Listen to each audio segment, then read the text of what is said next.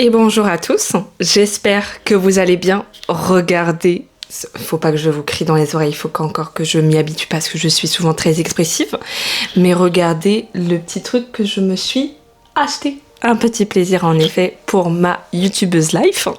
Donc voilà, petit micro-cravate, même si je suis en face cam aujourd'hui, j'avais envie un petit peu de le tester, comme ça va me permettre d'être un petit peu plus détendue. Puisque je ne vais pas vous le cacher, c'est un jour sans, le jour où je filme cette vidéo. Mais j'avais à cœur de vous faire le petit apéro du mois, puisque au moment où vous verrez ça, on sera début novembre. Donc j'ai quand même envie de me tenir à cette petite régularité, puisque c'est la seule que j'ai dans ma vie. Voilà, je plaisante bien sûr, ou pas. Donc voilà, donc je vais le mettre en micro-cravate, mais il va falloir que je fasse attention. Donc au pire, je vais le mettre là, et comme ça, je pourrai parler tranquillement avec mon téléphone dans les mains. Donc, comme vous l'avez vu, déjà, je ne suis pas chez moi. Puisque pour le jour sans, voilà, j'ai fini chez mes parents, donc je filme dans une des chambres. Il a fallu que je trouve un endroit quand même pour filmer, pour ne pas perdre de temps, mine de rien, plutôt qu'à la maison. Et du coup, vous l'avez vu, on est pour le petit apéro du mois, donc pour le mois d'octobre. C'est parti pour les petites recommandations. Je vais pas vous le cacher, c'est assez court ce mois-ci, parce que voilà, il y a eu moins de choses qui sont sorties quand même ces derniers temps. Donc c'est parti, je vous fais mes petites recommandations comme d'habitude. Voilà, j'ai l'impression que c'est pas trop mal et comme d'habitude je vous mets juste ici ce dont je vais vous parler. On commence par les animations. Donc Haunted Hotel, qui est du coup une série d'animation comme sait faire Netflix. Je vous avais parlé de Quick, je vous avais parlé de Inside Job. C'est un peu en mode graphisme de Rick et Morty, vous voyez ce genre d'animation là. Et le synopsis, c'est une mère célibataire de 2 enfants gère avec beaucoup de peine un hôtel hanté avec l'aide de son frère qui est maintenant l'un des fantômes et pense que les autres fantômes ont de bonnes idées. Donc c'est bourré d'humour, c'est un peu des blagues salaces, c'est des trucs complètement what the fuck qui n'arriveraient jamais dans la vraie vie. Mais c'est très très drôle. C'est 8 épisodes je crois. Donc pour l'instant il n'y a qu'une saison. J'ai pas l'impression qu'il y en aura une deuxième, mais à voir par la suite parce que franchement ça tient très bien la route et on a beaucoup apprécié avec monsieur, donc très sympa si vous voulez pas vous prendre la tête.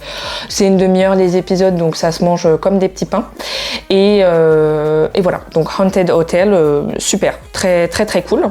Et deuxième animation, et ça je ne pouvais pas ne pas vous en parler, bien sûr, puisque nous avons du coup le dernier film d'animation Chainsaw Man, l'arc de Rézé, du coup, qui est sorti fin octobre, parce qu'on a vu la semaine dernière, donc, enfin je vous dis ça, qui est sorti fin octobre, donc qui est un nouvel arc en fait de l'animé Chainsaw Man.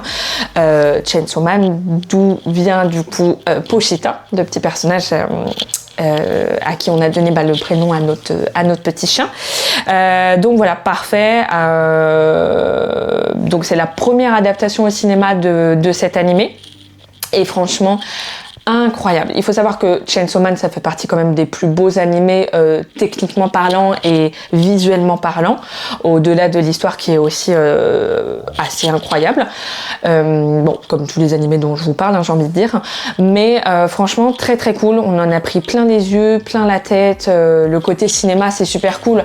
Après, je pense que d'ici 6 mois, si vous regardez des animés, l'animé sera disponible sur Crunchyroll, hein, comme tout. Et ce qui est sympa, c'est que Crunchyroll a fait des récaps, des films récaps en fait de toute la saison 1 pour du coup éviter de se refaire en fait la saison et d'avoir quand même les tenants et les aboutissants parce que c'est la suite de l'histoire quand même, c'est un arc à part entière mais ça fait partie quand même de l'histoire et franchement très très cool, on en a pris plein la tête. Si vous lisez le manga, il y a plein de références aussi aux couvertures des mangas dans l'image et tout, sans spoil hein, mais franchement très très cool et ça annonce beaucoup de belles choses pour la suite, mine de rien, de l'animé. Donc il me tarde de voir la saison, théoriquement 3, mais enfin 2 ou 3, voilà, ça dépend comment ils le mettent en avant. Mais franchement, très très cool, je vous recommande. Et monsieur qui lit les mangas m'a dit que voilà, il y avait que du lourd qui allait arriver, qu'on allait aussi comprendre beaucoup plus de choses, parce que mine de rien, la saison 1 était beaucoup de mise en place. Donc on en a pris plein les yeux, mais je trouve qu'en termes de contenu d'histoire, moi j'attends un peu plus de comprendre en fait ce qu'il en est sur tel ou tel personnage et sur la suite tout simplement de tout ça. Donc franchement très très cool. Si vous avez l'occasion de suivre l'animé et de le voir sur Crunchyroll ou même sur d'autres plateformes, voilà, n'hésitez pas, c'était incroyable. Et en plus on a eu des petits goodies dans le cinéma, du coup on est allé le voir, je vous mettrai une photo juste là et on a eu des petits stickers Pochita et ça c'était vraiment pour nous faire fondre, donc excellent encore une fois. En termes de films, on a vu The Insider avec Michael Fassbender. Alors, il est sorti en mars 2025, mais je crois qu'il venait d'arriver sur une des plateformes. Alors, je sais plus si on l'a vu, je crois qu'on l'a vu sur Canal+, mais je pense que vous devez le trouver facilement. Et en fait, c'est un film d'espionnage qui raconte l'histoire d'un couple d'espions, puisque mine de rien, c'est un peu comme tout, on se marie dans la même catégorie socio-professionnelle que la nôtre, donc puisque c'est des milieux d'activité. Mais franchement, voilà, donc c'est avec Fassbender et Cate Blanchett. Et en fait, lorsqu'on apprend que sa femme est soupçonnée de trahison envers du coup la nation britannique, puisque bien sûr Fassbender est britannique, lui doit faire face à un dilemme déchirant, c'est-à-dire protéger son mariage, qui est un véritable mariage d'amour, c'est pas juste une couverture, ou défendre son pays, parce que je pense que sauf erreur de ma part, je ne suis pas espionne et vous non plus, je pense.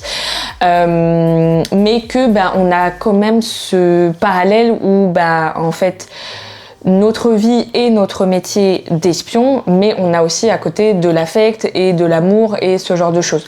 Et franchement, excellent. C'est franchement, on voit pas le temps passer, on voit pas le suspense, les actions passer. Enfin, on s'attend à rien du tout de ce qui se passe en fait, de ce qui va se passer par la suite.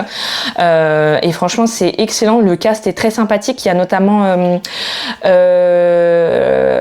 René Jean Page, The Duke dans les Chroniques de Bridgerton. Et franchement, excellent. Le cast est très sympathique. La bande son, on est vraiment dans l'univers, à fond. Et puis, c'est l'Angleterre aussi, donc t'as tout ce chic, cette classe en fait à l'anglaise et ces petites vannes aussi d'anglais. Et franchement, c'était très très cool, The Insider. Et c'est 1h30. Donc franchement, c'est ça aussi qui fait que ça va très vite, parce que c'est un film court qui aurait pu être un peu plus long. Ça m'aurait pas choqué à ce rythme-là. Mais franchement, excellent. Et c'est le seul film qu'on a vu. Je vous en reparlerai, je pense, après le montage. Mais on va aller voir le dernier DiCaprio, donc je vous en reparlerai en temps et en heure. Mais franchement, excellent. On a beaucoup kiffé ce film-là avec Fassbender. Et la suite, ce ne sont que des séries. Donc, déjà, je vous avais parlé de NCIS où c'était un peu ma série longue qu'on peut regarder un peu sans se prendre la tête. On peut suivre comme ne pas suivre. Enfin voilà, on arrive à avoir un petit moment cosy et tout. Donc, moi, j'adore ce genre de série. Et on m'a beaucoup parlé autour de moi de Dexter. Moi qui adore les séries policières, avec un peu de crime, ce genre de choses. Donc je me suis mis à Dexter. Là, à l'heure actuelle, je suis rendue à la saison 4. Et franchement, je me suis prise à avoir du mal à faire autre chose à côté que de regarder la série. En plus, c'est une série des années 2000, donc t'as le style vestimentaire, les décors. En plus, là, c'est à Miami, donc c'est cool aussi d'être dans un autre cadre que New York, Washington ou Los Angeles. Donc, c'est sympa. Dans les séries que j'ai pu regarder, c'est pas non plus la ville qui est le plus mise en avant. Même si, encore une fois, ça reste une fiction.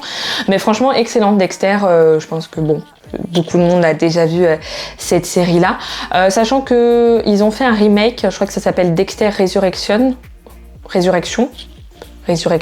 voilà. Mais par contre, ça m'intéresse pas trop. Je trouve que la série de base, moi j'aime pas trop les remakes, ça me gonfle. J'ai l'impression qu'ils ont plus d'idées alors qu'ils peuvent faire 70 000 autres séries et films. Donc les remakes, je suis rarement fan. Mais franchement, très cool. Dexter, il y a 8 saisons, donc je suis à la moitié. Et franchement, je me prends à vraiment vouloir enchaîner les épisodes et tout. Donc excellent, je suis pas déçue. Ensuite, on a vu House of Guinness. Il faut savoir qu'avec monsieur, on adore cette bière. On a adoré Dublin quand on a été, même si Dublin ne représente pas non plus l'Irlande en elle-même, mais on avait adoré aussi quand on avait été. Et on avait fait la Guinness Storehouse, qui est du coup l'ancienne usine, qui est à St. James Gate. Donc là où ils ont tourné la série et du coup c'est vraiment l'histoire en fait de la bière Guinness, de la famille Guinness, entre politique, sexe, homosexualité, exportation aussi aux États-Unis, complot, etc. Enfin il y a tout ce qu'il faut en fait, tout ce qui marche mine de rien dans une série, mais pile poil de la bonne façon, mine de rien, parce qu'il n'y a jamais trop ou il n'y a jamais de pas assez de telle ou telle chose. Et franchement, le cast est très très sympa. Moi, je les connaissais pas du tout, les acteurs de base, mais franchement, trop cool. House of Guinness, c'est des longs épisodes, hein, c'est entre 45 minutes et 1 heure, mais pareil, ça passe à une vitesse, et puis il y a quand même un suspense, une latence qui fait que dans certains moments tu te dis mais quand est-ce que l'épisode va s'arrêter aussi quoi. Donc parce que t'es dans un suspense un peu où tu te dis waouh quoi. Et à l'inverse, punaise, en fait on lance l'épisode d'après parce que trop hâte de voir ce qu'il en est. Donc franchement très très cool. House of Guinness, excellent. En parlant de latence et de suspense et surtout d'horreur, bien sûr la saison 3 de Monstres avec Ed Gein, Charlie Hunnam. Je n'ai jamais vu Sons of Anarchy, et franchement, j'avais vu des extraits de lui, mais je trouve que sans le connaître, ça se voit qu'il sort quand même de sa zone de confort en jouant un personnage aussi compliqué que Ed Gein. Après, il faut savoir que Ryan Murphy a fait quand même pas mal d'ajouts, on va dire, de fiction à certaines choses qui se sont passées dans la réalité, parce que pour rappel, Ed Gein, c'est un tueur en série, nécrophile, pas cannibale, je crois que c'est la seule chose qu'il ne coche pas. Mais franchement, excellente série. Moi, j'avais adoré les 2 premières. Alors, je me remémore vous dire que pour moi, ce n'était pas un tueur en série, mais je reconsidère quand même la chose, parce que non, je ne reconsidère pas la chose, pardon, j'avais oublié, je pensais à d'autres personnes qui l'a déterré, ça c'est un fait, mais non, il a quand même été tueur en série, donc ça on va pas se le cacher. Après c'est vrai que c'était une époque différente aussi parce qu'il y avait toute la partie Seconde Guerre mondiale à ce moment-là, puisque je crois que c'est en 44 que ça se passe tout ça, et donc le Troisième Reich est toujours debout à ce moment-là. Je crois que c'est entre 42 et 44. Ed Gein, sa période d'action, on va dire. Et c'est vrai que déjà, c'est un homme qui a beaucoup été, je trouve, manipulé, mais conditionné également par sa mère qui était très croyante, très pieuse, a beaucoup dénigré son autre frère à Ed Gein, qui était un raté pour elle, son mari qui n'était qu'alcoolique et bon, juste à faire 2 enfants, mais en plus, sa mère aurait voulu que Ed soit une fille, donc c'est échec. Donc il y a aussi cette voix que l'acteur a super bien reproduit, mais cette voix aiguë que Ed Gein s'est forcé à prendre aussi pour plaire à sa mère. Et en fait, la satisfaction des parents, je pense que c'est quelque chose que tous les êtres humains ont à un moment donné, donc soit on s'en détache ou pas, mais on va pas se le cacher que la condition humaine est faite aussi pour qu'un humain plaise aux autres. On est un peu moins ça, je pense, avec la génération des réseaux sociaux, mais bref, je m'égare. Mais je trouve que à la fin, la façon dont c'est tourné, on a presque de la peine pour lui, sans vous spoiler, hein, si vous ne l'avez pas vu, même si j'en doute. On a presque de la peine pour lui, mais finalement, parce que justement, au départ, il y a tout un conditionnement aussi mental où, quand on est enfant et qu'on a été matrixé littéralement par les mêmes propos de chasteté, de les femmes c'est sale, de j'aurais voulu une fille, de il faut prier, c'est sale ce que tu fais, etc. Il y a un moment donné où c'est obligé d'exploser parce que on contient tellement depuis longtemps qu'à un moment donné, il faut que ça explose. Et malheureusement, pour Edgin, et je pense que mentalement, il n'était pas très bien terminé non plus. Mais à un moment donné, ça explose forcément. Donc pas de la meilleure manière, on va pas se le cacher par Edgin, mais en tout cas, la façon dont ça a été réalisé et fait par Ryan Murphy, c'est très cool.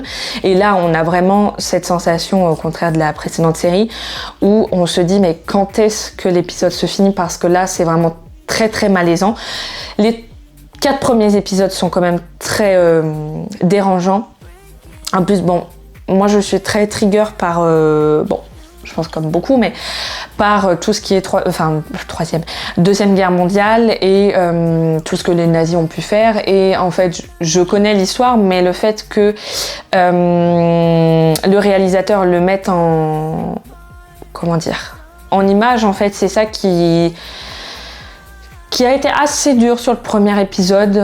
Puis la condition animale aussi sur certains épisodes, mais parce que c'est pas l'auteur qui fait ça exprès, mais c'était la réalité aussi à cette époque-là, et d'Edgin, mais également de la Seconde Guerre mondiale. Donc il faut aussi beaucoup prendre de recul, mais c'est pas simple sur une série qui en partie fiction, mais qui est quand même la réalité, de prendre du recul là-dessus. Donc on peut être un petit peu trigger par les 3-4 premiers épisodes, le temps que les choses se mettent en place, mais franchement, elle est vraiment excellente cette série, je vous la recommande fortement, mais il faut être prêt et éventuellement ne pas commencer par celle-ci, il vaut mieux regarder les 2 premières saisons parce que c'est un niveau au-dessus et je trouve que de regarder seulement celle d'Edgin,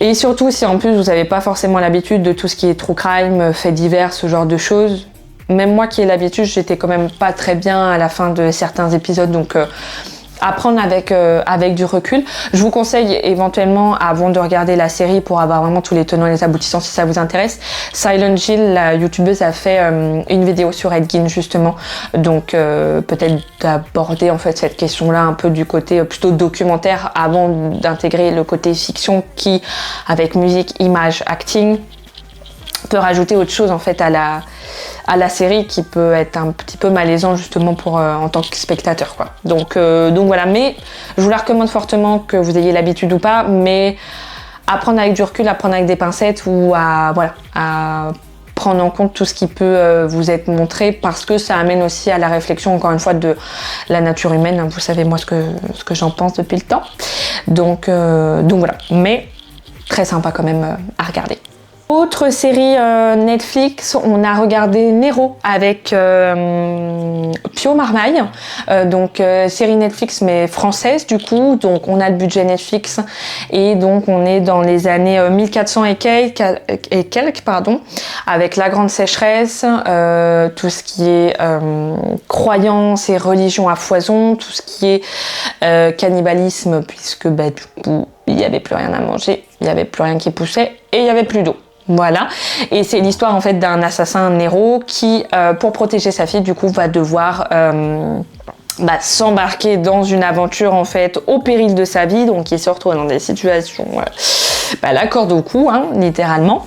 Mais franchement excellent. Et moi je suis jamais fan des séries ou des comédies françaises ou ce genre de choses, mais c'est vrai que le côté Netflix français, vous voyez, Les Balles Perdues, c'est français, tout ce qui était... En fait, dès qu'il y a un budget, je trouve Netflix, même Marseille, c'est pas Netflix, mais dès qu'il y a un budget derrière et un acting, ce genre de choses, franchement, ça n'a rien à voir par rapport aux productions, je trouve, cinématographiques qu'on peut avoir au cinéma, parce que les énièmes Didier Bourdon et Christian Clavier, à un moment donné, il faut s'arrêter, quoi. Selon moi. Mais franchement, Nero excellent parce que derrière on a justement le budget Netflix et franchement excellent. Et Pio Marmaille, moi je l'avais pas vu dans ses précédents films et excellent, super drôle, c'est bourré d'humour de l'époque, etc. Il y a des super chorégraphies de combat, c'est un petit peu gore mais c'est juste en mode du sang, bon bah c'est à l'époque chevaleresque on va dire, donc bon bah voilà, ça passe, enfin l'épée elle passe à travers la côte de maille, bon bah voilà, faut faire avec. Mais franchement excellent, agréable surprise, pareil, t'as envie d'enchaîner vraiment les épisodes, donc comment dire, Nero, je vous conseille vivement. Et dernière série, et qu'on a fini il y a quelques jours pour moi, et franchement là, gros coup de cœur. J'étais vraiment choquée tellement j'ai adoré la façon de faire, enfin comment ils ont tourné tout ça, et c'était vraiment des petits bonbons, des épisodes. C'est la série Souvenir que Seb Lafrite et Sofiane ont fait en collaboration, je crois, avec Canal+, ou non, ils ont fait eux la production et Canal+ a décidé de leur faire confiance et de diffuser en fait la série. Et franchement, excellent parce que tous les deux ont vraiment des voix de documentaires, donc les voix off elles sont superbes. Ils sont partis dans 4 pays pour vraiment nous faire découvrir la culture, l'architecture. Pour faire des choses très spécifiques en fait selon les cultures, parce qu'ils sont partis en Corée du Sud, en Afrique du Sud, en Inde et en Roumanie. Et je trouve qu'ils ont, enfin pour moi c'est 2 youtubeurs qui sont déjà très naturels dans ce milieu-là en fait de YouTube. Et c'est vrai que en fait ils ont apporté un œil mais tellement naturel, tellement sincère, tellement honnête en fait sur ce qu'ils ont pu ressentir sur ces voyages-là, ce qu'ils ont mis en avant aussi, qui sortait un peu de l'ordinaire mine de rien, et comment en fait ils ont présenté tout ça, et bah clairement ils ont dit ce qu'ils en pensaient aussi. Bah franchement excellent, j'ai adoré le son, l'image, la réalisation, enfin c'est excellent, c'est d'un dynamisme génial. En plus en parallèle ils montrent l'exposition qu'ils avaient fait à Paris justement pour présenter les différentes destinations qu'ils avaient fait et tout. Donc franchement j'ai adoré, c'était vraiment super cool, je m'attendais pas à aimer autant, et franchement c'était excellent, donc je vous la recommande sur Canal+. Je sais pas s'ils l'ont mis sur YouTube, ça m'étonnerait, mais sur Canal+, excellent. Je vous recommande en tout cas vivement cette série là, notamment par rapport à tout ce que je vous ai dit, mais voilà, c'était un petit mois mine de rien, bon, c'est septembre/octobre. C'était un petit mois mais des choses vraiment de qualité, parce que pas eu de déception. Après on n'a pas regardé énormément de choses mine de rien, mais pas de déception, pas de flop, franchement voilà, c'était un très bon mois en termes de sortie. Mais en tout cas voilà, j'espère que ce nouveau petit apéro, oui, ce nouveau petit apéro vous a plu pour cet automne. N'hésitez pas encore une fois à me faire vos recommandations, hein. J'ai bien noté les petites recommandations qu'on a pu me faire dans le précédent apéro c'était de la saison la dernière fois, mais bon voilà, n'hésitez pas à me faire vos petites recommandations, n'hésitez pas aussi à voilà, ce que vous avez vu, mais ce que vous aimeriez que je voie pour vous faire un retour avant de vous regarder, hein. Ça peut être aussi dans ce sens-là, hein. Moi ça me pose pas de problème, mais voilà. En attendant la prochaine vidéo, n'hésitez pas à lâcher un petit like, à mettre un petit commentaire, à partager. Encore une fois, je suis toujours très emballée par tout ça. Donc d'ici la prochaine vidéo, prenez soin de vous et je vous dis à bientôt. Bye! Je ne sais pas si je devrais peut-être me mettre à l'ASMR. Désolée par avance pour ceux qui n'aiment pas ça.